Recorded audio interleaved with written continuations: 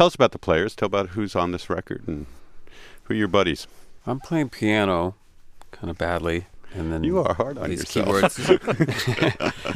You're actually quite good at this. You've got this music thing figured out. If you saw the musicians I play with, though, I mean, they're scary. They're so good. Yeah. I'm trying to think who's on this. The glockenspiel there. Who's playing that? That's me. Yeah. I make a lot of the weird ambient sounds.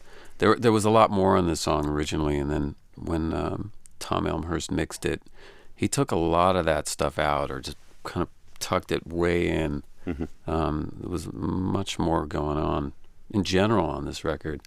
So I think he's responsible for simplifying and kind of giving it more space. How about drums? Which I think really helps. That's Joey Warnker, who's I've been playing with him since before my first record came out. Wow. We've been playing together for 22 years or 21 years or Amazing. something like that. You mentioned this space and it breathes. That's something I always love about percussion on your records, but particularly here is that they're really full fills, but they breathe. It's not like you're cramming too much in. That was a bit of a trick. How do we give this space and let it breathe, but then it's not boring, Yeah. There's a lot of balance. There was a lot of kind of trying to find a balance on this record. This was that staring out at the ocean I was talking about earlier. Really hit me strong on this song. And for me, that song, I get a little choked up, because when we played that song, it was actually the first time me and the musicians had been in the room together since we did Sea Change, which I think was 12 years ago or something. Wow. So it was the first time we'd all been in the room recording together and in that same room. And wow.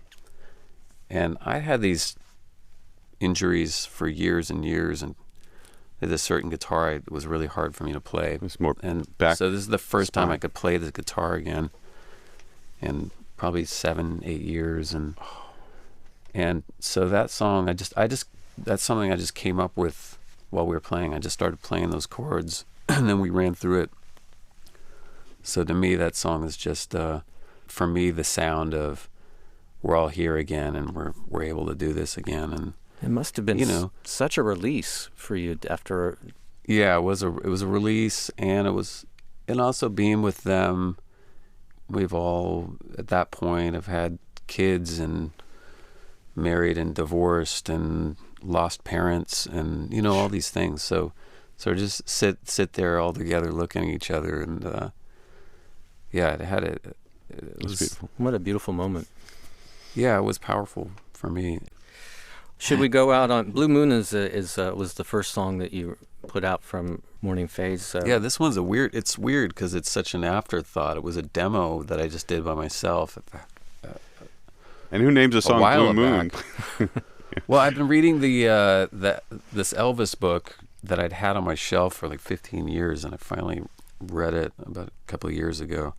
The Guralnick book. Did you read that? I've read chunks of that book, but I've not read the whole book. Yeah. But it's great. Going through the thing, I feel like every musician, when they're starting out, should just read that book. It's sort of The lies you tried to hide behind your eyes is a line in your song. Is that Elvis influenced, or am I looking into something here that isn't there? I was thinking about the Blue Moon thing because that song, I think, just encapsulates him at the beginning, this sort of purity, this kind of.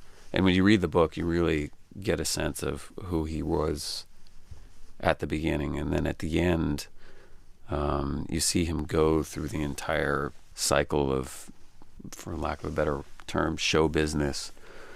And where he's at the end in Vegas, ensconced in this hotel room, kind of remote and separated from the world and life. You really get a sense in the book when he's younger, he's just so accessible. He lived with his parents, and after dinner would go outside and sit with his fans who'd all be waiting outside.